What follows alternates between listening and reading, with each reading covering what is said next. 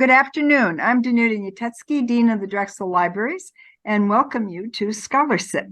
ScholarSip was launched 11 years ago as part of the library's strategic goal to help build cross-disciplinary community at Drexel and to connect our dragons to scholarship.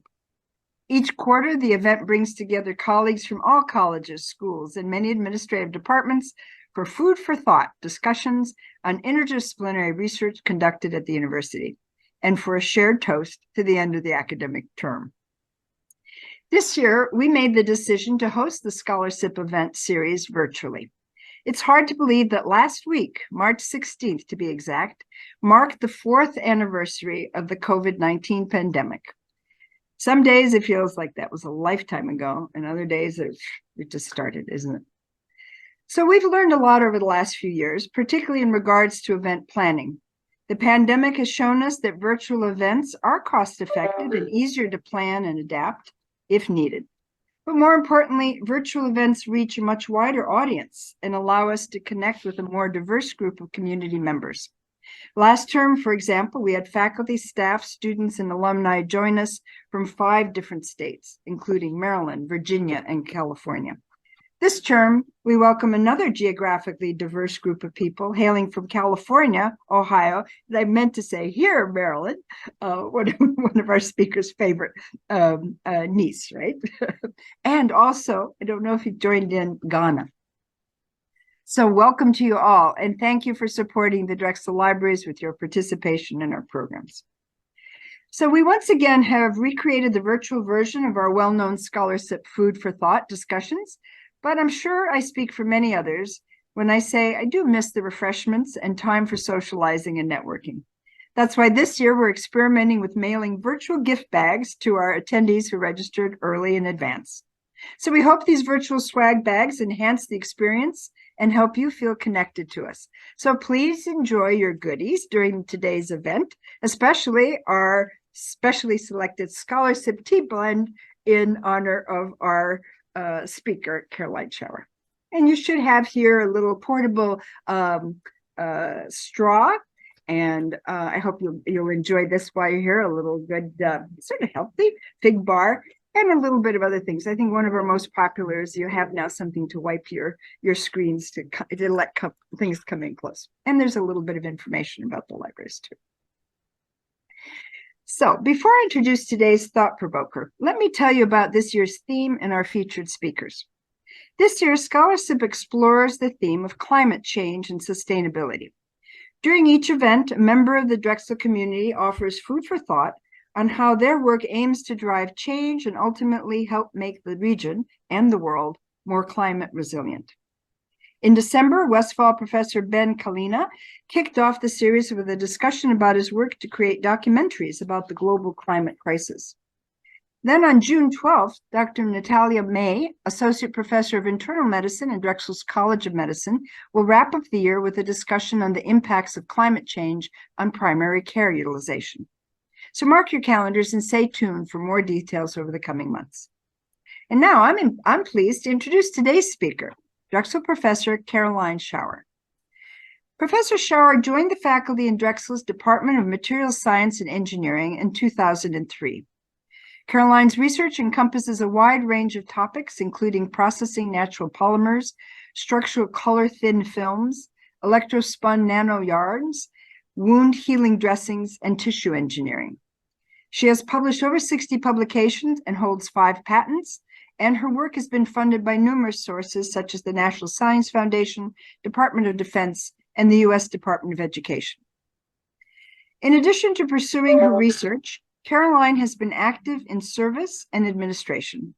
She was a 2017-18 Elates Fellow, where she focused on academic leadership with the College of Engineering, within the College of Engineering. Professor Schauer serves as the inaugural Associate Dean, Faculty Affairs in the College of Engineering, and subsequently held the position of Associate Dean, Research and Faculty Affairs. As of 2023, she is serving as the Drexel University Interim Associate Vice Provost for Faculty Advancement. So she has served as the Vice President of the Fiber Society since 2020, and she is the recipient of Drexel's Harold M. Myers Award for Distinguished Service and the Drexel Fellowship Office Faculty Mentor Award. So now, before I turn the Zoom controls over to Professor Schauer, let me continue our ScholarSip tradition with a virtual toast to the end of the term. So please raise your glasses and remember our motto here. Be kind to your students in figuring out their grades and encouraging and forgiving yourself and reflecting on your teaching. And last, let us add a warm welcome to spring that arrives in just about 15 minutes or so at 5:24. I was wondering if we would be using past tense or not. 5:24, spring officially arrives in Philadelphia. So here. So thank you again for joining us today, Caroline, and I'll pass the Zoom controls over to you at this point. And may I ask that you hold your questions until the end. If you want to add things in chat, Rachel will pick them up and we'll call on, but afterwards we'll have time for broad discussion. Thank you so much for that great introduction. Is that right now? Yes, okay.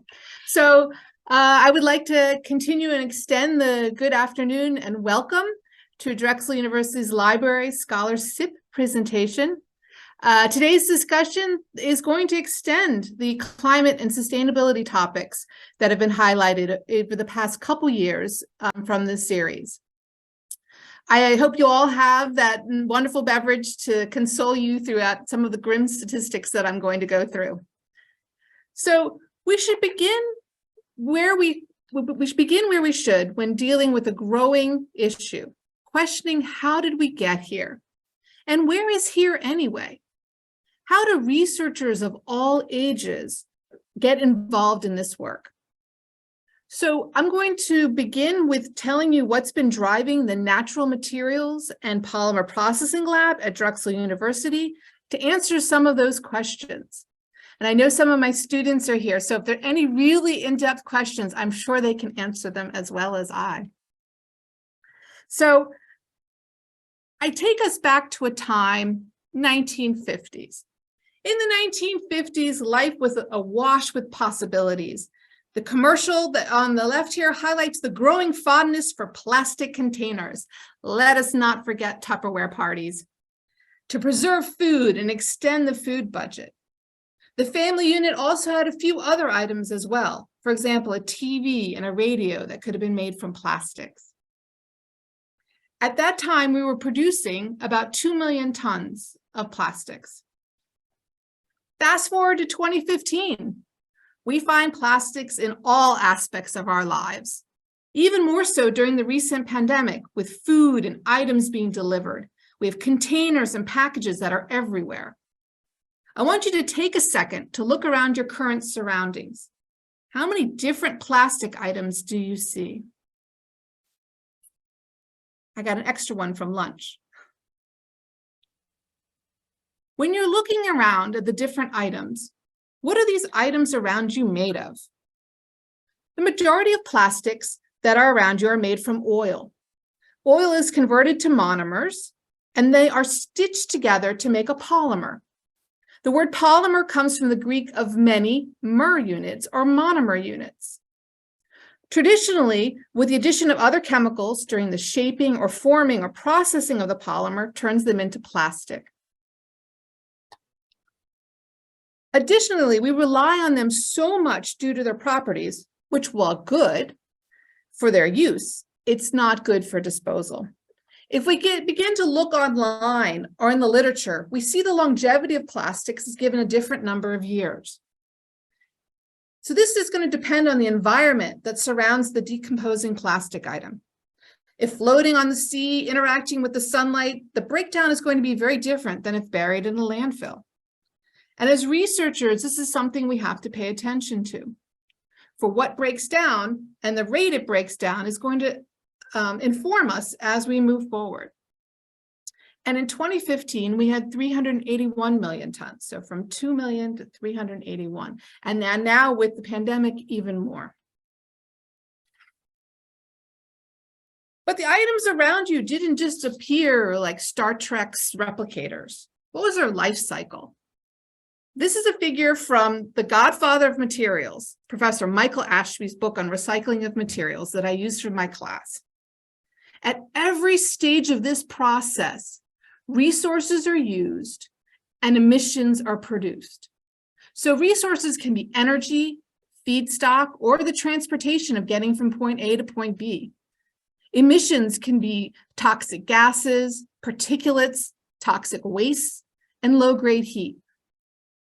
So if we used oil to make our polymers, our natural resources would come from dredging up the oil. It's transported to a company that will take the oil and break it down into the monomers, and then another company that will stitch the monomers together into a polymer. In doing so, there's solvents that are extracted. Those can be part of your waste. There are low-grade heat from the reaction, and you're using energy to make these things happen. Again, you transport it again to the product manufacturing, which may not be anywhere near the material production. Now, the product manufacturing is extremely important because this is where we're processing these polymers into plastics.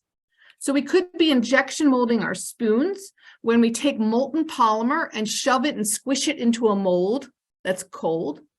Or we could be extruding our polymer where it comes through a very small die and we shove molten polymer through a small die. Kind of like if you've ever made pasta, a similar idea, pasta that comes through. So if we have to work with molten polymers, we know there's going to be a heat release when we cool them down to room temperature. Now, the environment can flex.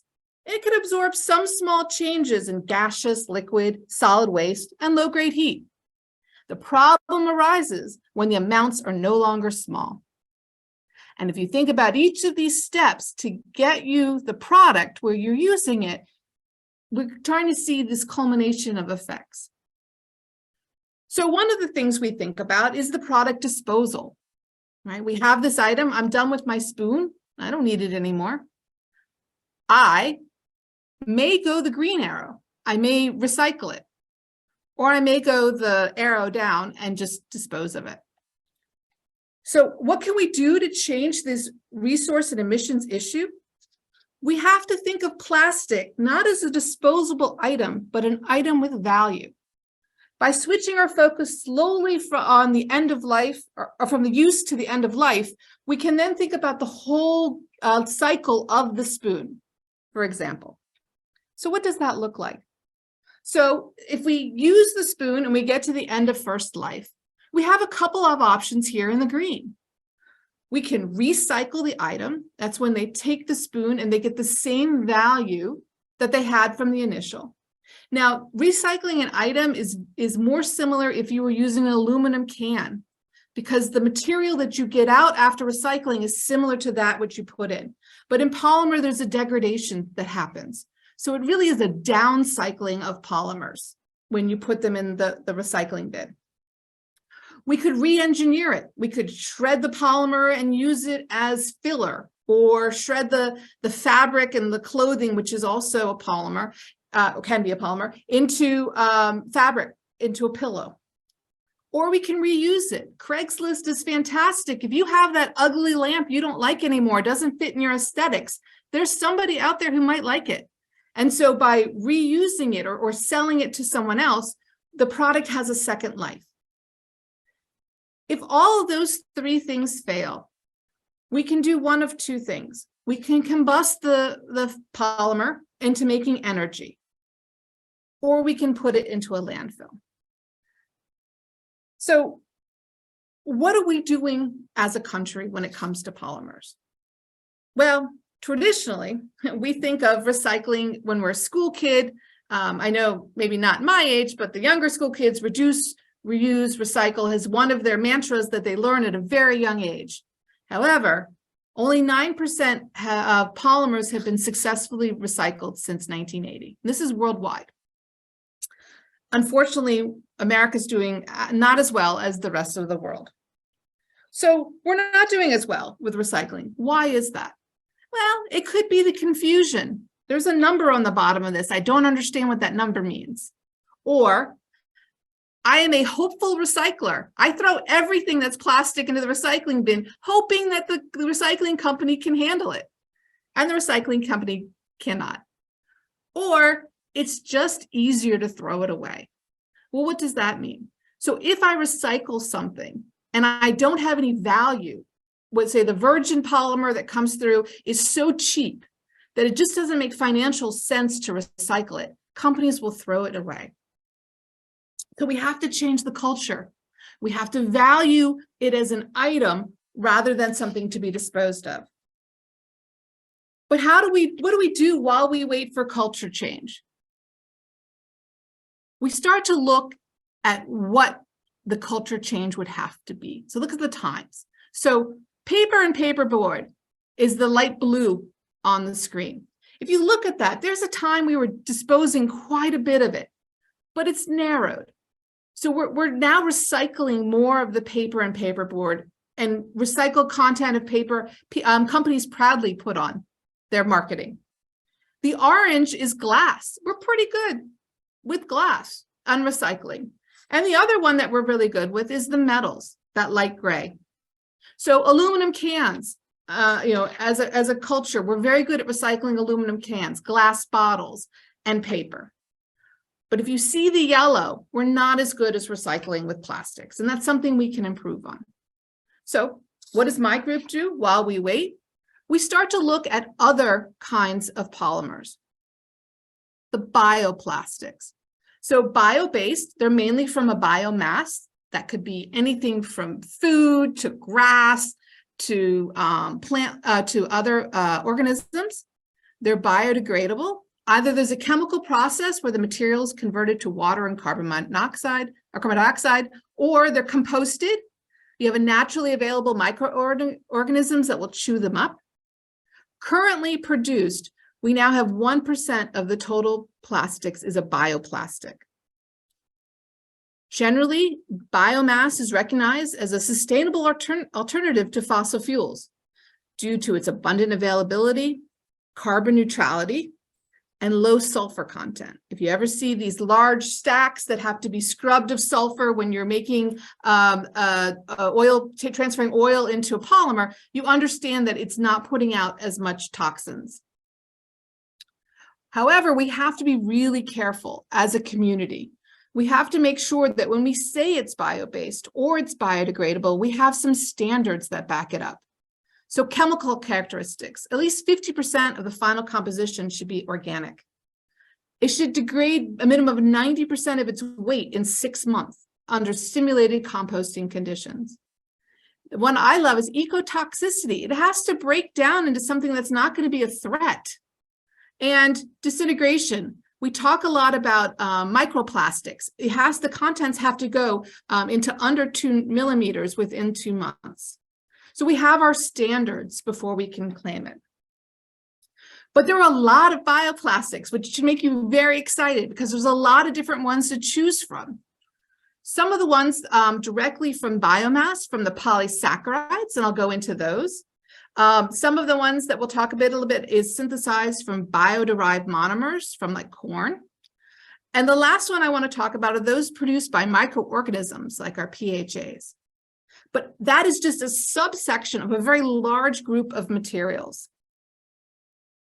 So, natural polysaccharides. So I have some chemistry. I'm a chemist. I have to go to this. But if you see down here in the lower right, this is a monomer unit. It's a sugar. So when a polysaccharide gets broken down, it gets broken down to sugars, which of course is very sweet. So there are a lot of polysaccharides to choose from. Cellulose is the most abundant one. It's in our trees. It's in celery, which you can't digest out of celery. It's in grasses, and it's finding a new use. So if you think about before 1914, we didn't have any synthetic polymers. There was only natural polymers, and they're coming back and they're being reinvestigated. The one that my lab has worked on is chitin from crab shells. It's in crabs, it's in shrimp, it's in cockroaches, it's in mushrooms. It's a really broad range of material of organisms that have this polymer. The neat thing is 10 billion tons of chitin are biorecycled by nature every year. So when the crab molts, that old shell has a polymer in it that we can use. And the other one that is very fascinating for researchers is alginate from algae or from seaweed. It's a very similar one where you can grow in these seaweed farms a way of growing this polymer that has very strong biomedical applications. So I want to tell you why we became first excited about it. So chitin is, as I said, in all those shells. It's also in butterfly wings. So this middle image is a butterfly wing. And when the little piece comes out, you can see where it was held in. It's also in squid suckers. And these are the teeth of the squid sucker. It's the same material, one very light and one very strong. And so my lab initially began to understand a lot about the polymer, what makes it one way versus the other. And so in doing so, we looked at its properties and we learned how to process it. We process it in coatings and thin films. We process it in fiber formation for textiles. And so there's a lot of things that we've been looking at as this natural polymer. But that's just one of them. The one that has gotten a lot of attention is polylactic acid, or PLA. It has been told, it's been sold to the community of consumers that it is compostable. But if you read the fine print, it's only compostable in industrial composting settings, where you have high pressure and humidity and anaerobic digestion conditions. But if you were to take the fork and put it in your soil and come back in 10, 20 years, it's still going to be there. And even worse in the aquatic environment. And those of us that remember in 2010, the Sun Chips bag fiasco, the problem with PLA is that chip bags are really loud. They had a great corn-based polymer. They made it into bags, and the consumers rejected it because of the midnight run for chips was too noisy.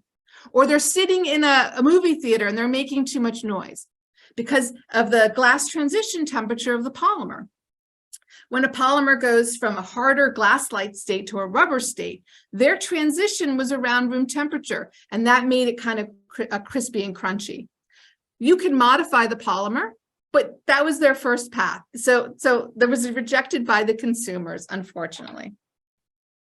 So this is the new one that I want to tell you about. This is the one that has my lab very excited, the polyhydroxyl alkylates. So remember I talked about being, the molten polymer is pushed through the die or it's squeezed into a mold. Well, this polymer is melt processable. It's a semi-crystalline thermoplastic, which means you can reprocess it. It's produced from microorganisms that ferment on renewable carbohydrate feedstock. So basically cuttings of your grass. You put the microorganisms and you can ferment this polymer. Currently, applications are disposable tableware articles like cups and cutlery, food plates and food containers. The PHAs are 100% bio-based, truly biodegradable and biocompatible. Now, the first pass with the PHAs, we noticed that the processing was really a very high temperature. And so the first part of this molecule down below is the PHA. And by adding a vinyl component to make a copolymer, the processing temperatures went down.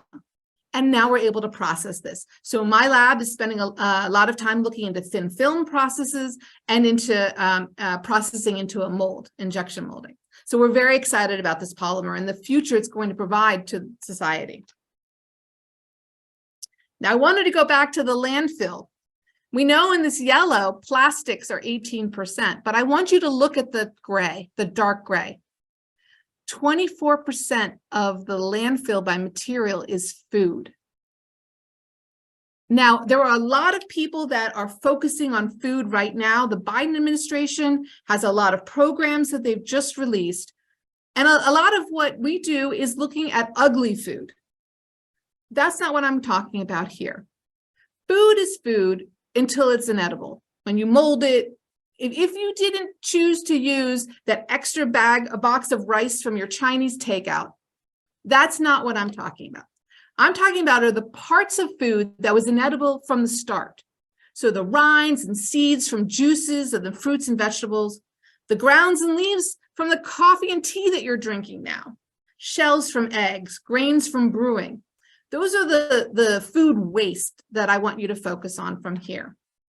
So we think about juices and jams and jellies, food products that we know and use every day. So when you're doing the processing of food, you have, in this is 2018 numbers, 3.8 million tons of food waste generated. These are the byproducts. Now, we have byproducts. We've gotten very good. We have ethanol production, energy generation, and we give it to animal feed. And about 2% of that, which is about 2 million tons, ends into the landfill.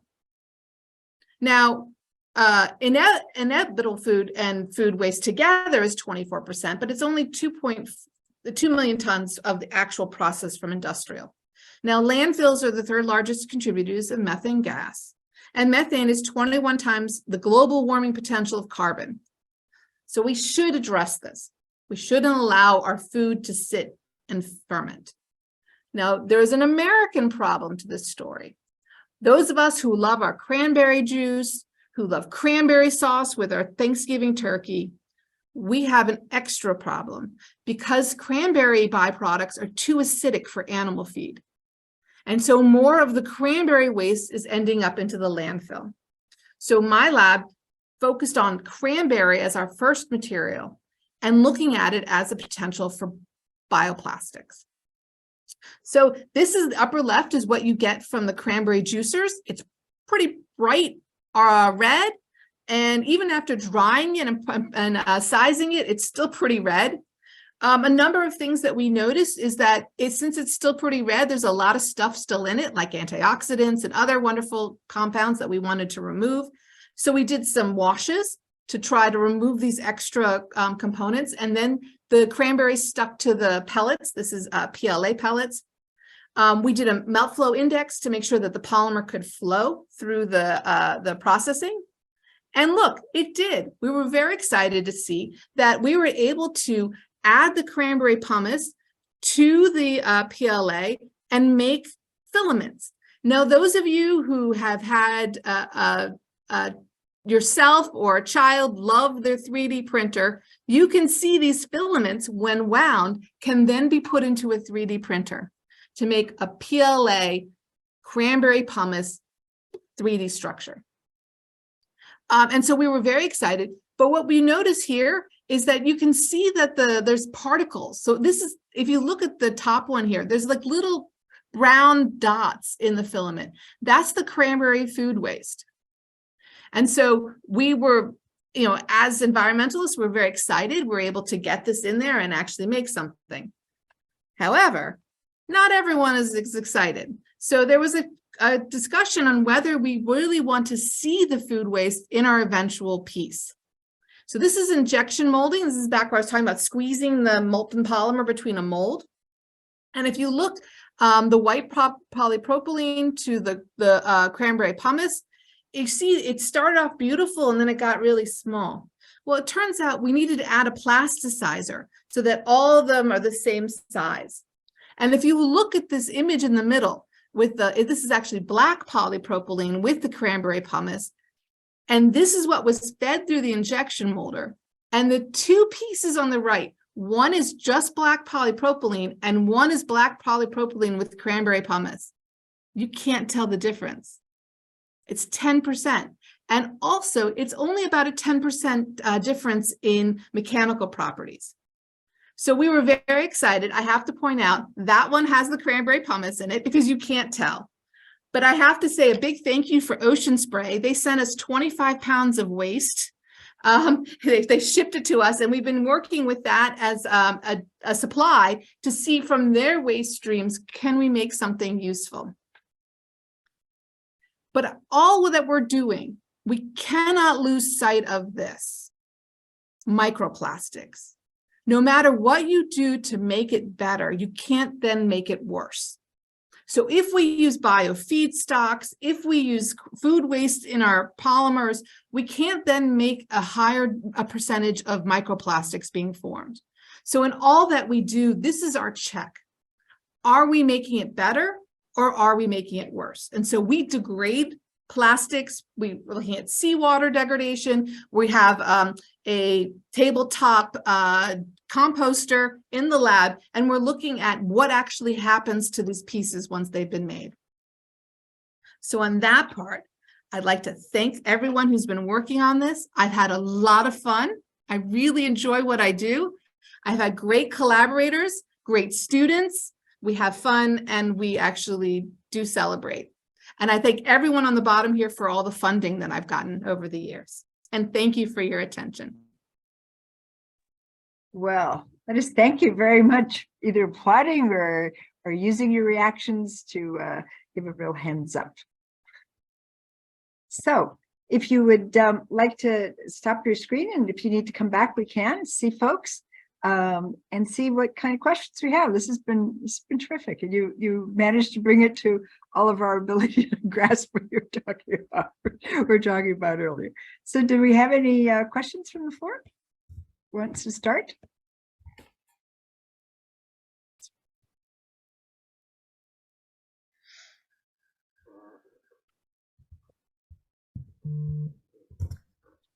Jennifer, I think I see your hand up.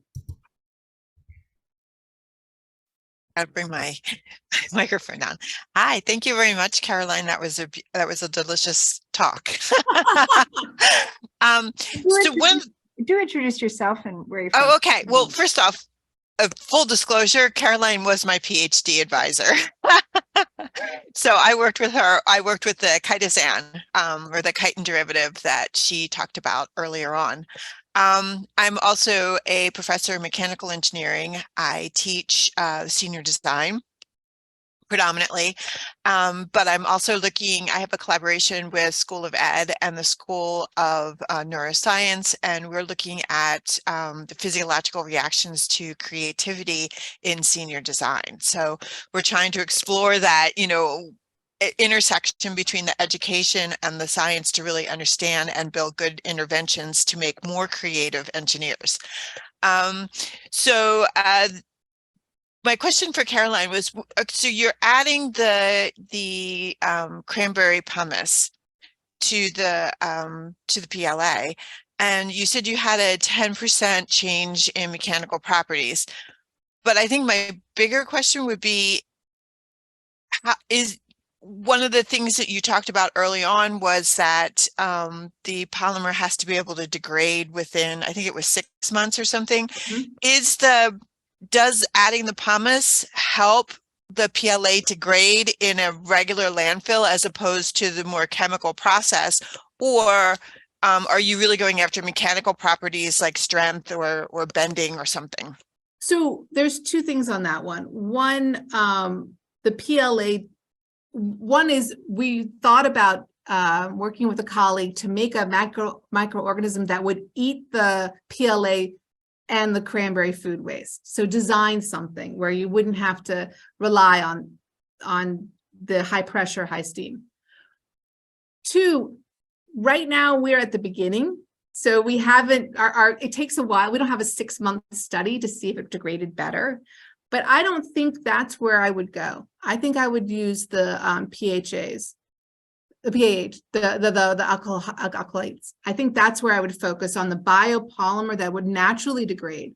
Does this enhance its properties in any way? John. Thank you. Thanks, Jennifer. John Wiggins? You're muted. Muted? Hi, thank you. Hi, everyone. My name is John Wiggins. I am Director of Library Services with the libraries, and I was very excited to hear this talk. I have when you were talking about different composting methods, I have this thing that I'm both ashamed and proud of at the same time. That's like a third alternative that I'm going to reveal. My partner and I'm in a third floor apartment, and I don't have yard access. And so we bought one of the, I guess, 10 different models of home composting machines to deal with food waste. And I wasn't sure if you happen to know whether it was still close enough to composting naturally outside, like my grandparents used to do it when I grew up, or if it's closer to industrial style, or if it would be a factor in exploring any of this. So the one that we bought from Canada is like the traditional composter. It's not like the industrial one. But there is a company that we've met with that are making composting bags. So kind of like you have a trash bag, they have a service with a scan. They'll come and pick up your waste. I know they have one in Philly for the composter, but this one would be, the bags themselves are also compostable. And so it's a whole cycle. You buy it, you set it up, and then the whole thing can be turned in. So there are a lot of different mechanisms for that. Right now, our one from Canada it's just a small tabletop one. I don't know if I mean, that's great for a third floor walk up. Yeah. Is it a Lomi? Is it okay to Yeah. say the brand? Yeah, that's what we have as well. Oh, You very have to good. add an enzyme tablet to Yep. it to help it work. Yeah. Yeah. The challenge is getting rid of the waste, because I have to like hide it in the park at night. Because I don't have I'm any not other going to place tell. Thank you. But it was very interesting that you could put biodegradable plastics in there. That's what I got really keyed into. So, but you have to really look and see which ones. Yeah, Actually, yeah. you really need to break them up into smaller pieces before you put them in there to get more surface area. Yeah, To it's allow very them to break fussy. down. Yeah, yeah. All right. Well, thank you. Of course. Is it Miho? Yes, Introduce yourself, please. I'm from Maryland. I'm really excited to join Caroline's speech, to talk. Thank you so much for hosting this. I'd like to know a little more about edible forks that you've mentioned. So there is a company in India that makes, and so actually one of the things about going back into the 1950s, Walter Cronkite has this wonderful story about what future is going to look like in 2010. And they talk about the future of the house, and we're working 4 days a week and we're working from home. But one of the things that the commenters said, that everything is going to be edible, not just the package, the fork, all of that. Well, it's taken us quite a bit of time, but there is a company in India that makes a cellulosic-based fork. So after and it's a composite, it's a compressed fork. And so after you've done eating, you can then eat the fork. So that's another way of thinking about biorecycling, is to, there's a company that makes, the other one I love is the rings for a 6-pack that when it goes into the ocean turns into fish food. The fish eat it. So it's a way of thinking beyond not just the life of something, but the end of life of something. The ice cream cones, yes. Thank you. Before I turn to Teresa, I have a comment here, which I'm not sure is just a fun joke, or Louise has asked, how about those raspberry lace fix bars? Should we eat the whole thing? If you're referring to what we gave you in your packet, Don't eat the our package. viewpoint, by all means. But Caroline, are you suggesting Don't eat the package. what is the wrapping? They weren't Not yet. that clever, but the fig inside, certainly, no? Absolutely. You'll be recycling in your own way. Teresa. Hi, thank you so much. This was so interesting, and it was nice that it was hopeful. My question for you is, these fantastic new type of bioplastics, going forward, like at what point do you think that the use of these might become more common than the use of the non-degradable plastics that we're currently using? Unfortunately, this is a market economy. So when oil goes so high in costs that it doesn't make sense, and the actual biopolymer can be cost effective. Or you have a culture shift. And I rely on our younger the population to take this on as a cause célèbre, where we will not accept anything made out of polypropylene again, or we will not accept polyethylene. But there's states that have this bag ban. We will not accept that anymore. And so the idea is, can we get that cultural shift, the financial shift, and then regulation? Can the government come in and say, we're going to charge you as a company to recycle the polypropylene? So that's one thing that's done in some places in Europe, whereas they sell something, the company has to be able to recycle it back. Now that's for big things like washing machines, but you can start seeing where this mindset can then change the culture.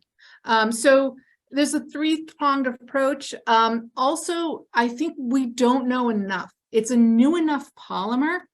So we're looking at it as a polymer scientist. Oh, look, it's not just that it's biodegradable and it can make a fork or a spoon, but what else can it do? Some of them have piezoelectric properties, which means when you stretch them, you get an electrical signal. Fantastic. That would be a great new use for polymers in this biopolymer field. So I think there's a lot that just, it's new enough that it hasn't taken off, but the fiasco from the PLA bags makes me worried. I'm confident and I'm hopeful, but that thing is you really need to change perceptions.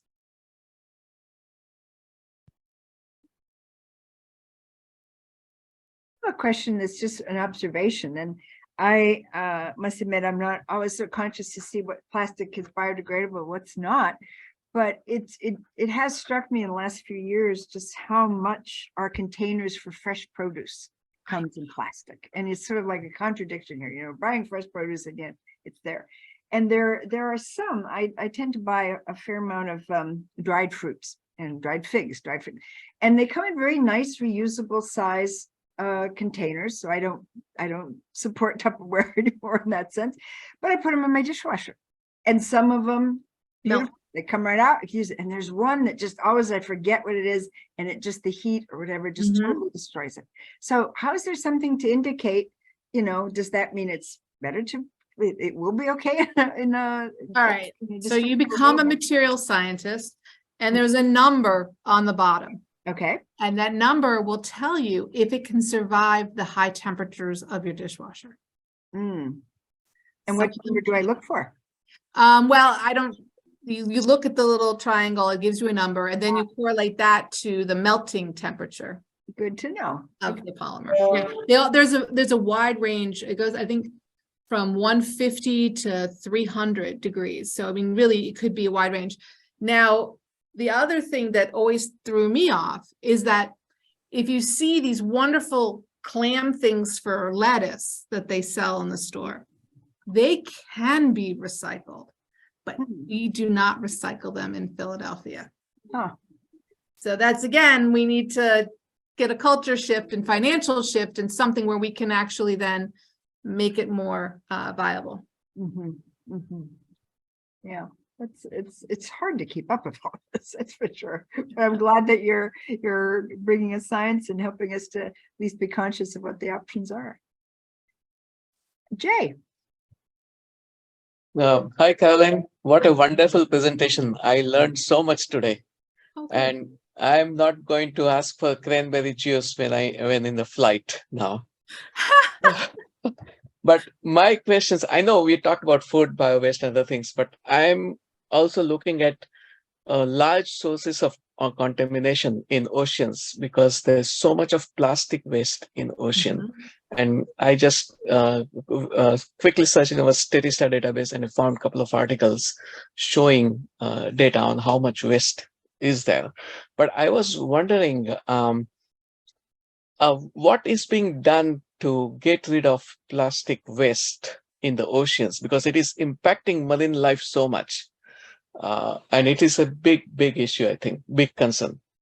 No, I agree. One of the things that I saw, which I thought was fantastic, is these big scoopers that go on top of the ocean and they scoop all the stuff on the top. Now, this is not the stuff that's buried down, but at least they can get the top off. And then it's compacted and then sent for disposal, incinerated, not recycled. Because once it's had the sunlight, it started to break down some of the polymer chains. And so you're not going to get the same strong polymer again. And so there are a lot of approaches that way. But, you know, Jay, unfortunately, I remember when we were in Maine, we would just put the trash out on the rocks and the tide would take it away. I mean, I'm not that old. Okay, you can just you can argue with me about that one, but that was how we got rid of our waste. And so those are probably on the bottom of the ocean still. How many years later? So, you know, I agree. There's got to be, we have to, senior design is a great way of getting them to think about how to remove plastics. Jenny, I look at you. How to remove plastics from the ocean. I mean, there are some really creative ways of doing that, and I'm sure Drexel Engineering is a great resource for that. Yeah, I think a few years ago, I was working with a group that was doing that kind of initiative, but that was just a freshman group. So it's not, they're just trying exploring, but I think senior design will be a great way to do it. So I we agree. need to fund them. I think that would be the next step. So we have these great ideas, but we need to give them some money Yes. to make them into a viable device to test. Jennifer, you mentioned having 2 or 3 projects. You want to give us some insight what some of them are?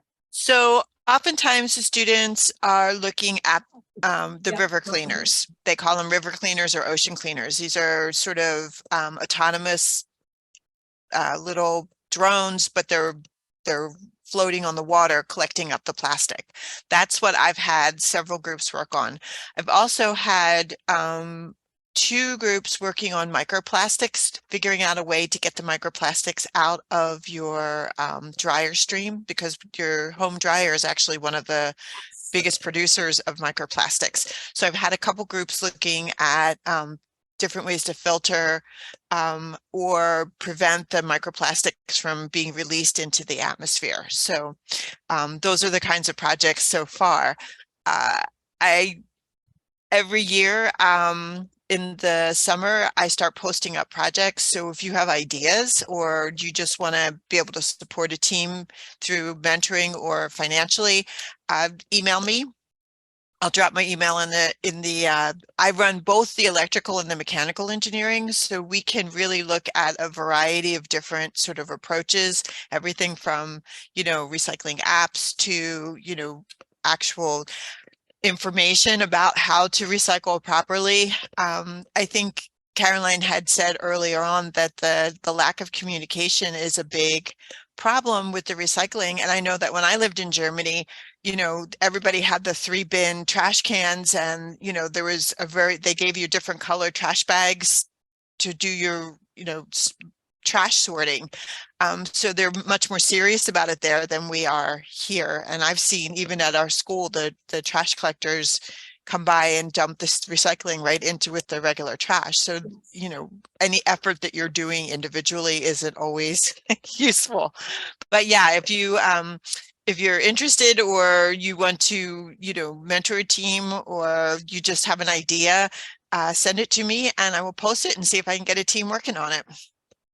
I think Kathleen, our librarians here, Kathleen Turner, put one in chat suggesting Jay's group for somebody to design drone boats that will scoop all the plastic trash out of Darby Creek before it ends up in Delaware Bay. So maybe that's something that could be picked up on. Kathleen, are you ready to sponsor that group? I wish I could. And every time I'm down at the Heinz Refuge, the amount of plastic trash in the marshes there is just terrifying. It's sad. Yeah, Kathleen, I also live by the Heinz Refuge and go there often, and it is very frustrating to see. Yeah. Jay, is your hand up a second time, or just didn't take it last? I wanted to know if we have any other questions. Anybody else want to jump in?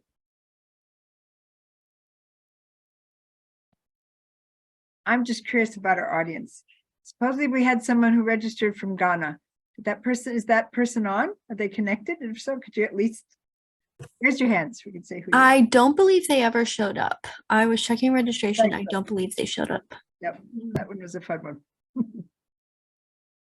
Pretty late there. Yeah, sometimes people, I mean, I know like I am guilty of occasionally registering because I want to get the recording. So that might be what happened. Yeah, no, a lot of things happen. I'm just curious. Maybe this time they came. We did have one, I think, a few years ago. We had a few people coming from Mideastern countries too. That was sort of fun. I feel like I should give a plug to Jonathan's Ugly Food projects, where they're trying to recycle before it becomes my waste. And there's a lot of work that the Food Lab is doing on that. And so that's part of the solving the landfill is to make food edible for all. Jonathan, are you still with us here? Want to add a comment? I am, yeah, no, thanks, Caroline. So we do a lot together. You want to introduce where you're from in the, Oh, I'm John Deutsch. I'm now in the College of Nursing and Health Professions, but have been in food and hospitality management and director of the Drexel Food Lab, and collaborate closely with Caroline on a few projects. But we the EPA has something called the food recovery hierarchy, which is about putting food waste to its best purpose. And at the top of the hierarchy is human food. So that's our focus. If something can stay in the human food supply, that's ideal. And then feeding animals, and then industrial uses, which is where things like plastics and polymers come in. And then compost, which people are usually surprised because we feel so virtuous composting, but it does generate greenhouse gases, and it's one step up from landfill, and then landfill is the absolute worst. And as Caroline mentioned, it's still the largest component of landfill is organic matter. If you include other things besides food, like Christmas trees and yard clippings and everything else, it's over a third. From what I hear, so it's really an astonishing problem. And then, sorry, one more thing on my soapbox is then you hear things like and all of this stuff can be biodigested to make fuel as well. And we're using farmland to grow corn to make ethanol, when in landfills all this stuff is decomposing and releasing methane into the atmosphere. It's absolutely insane. So are you suggesting somehow we can capture some of the off-gassing in the landfills and recycle them for something? Well, or if we separate organic matter from other types of landfill, then we could ferment it properly in biodigesters and capture it, in digesters that are designed to generate energy. That was the Back to the Future. With the car, they used the waste to make the car run. Yeah. So where do disposals come in from this? Food disposals. When you're in apartments, you often have to deal with, instead of throwing your food out, you're expected to, disposal, right? You put it, Chops it up into little pieces. yeah, and goes out into with the sewage, with water.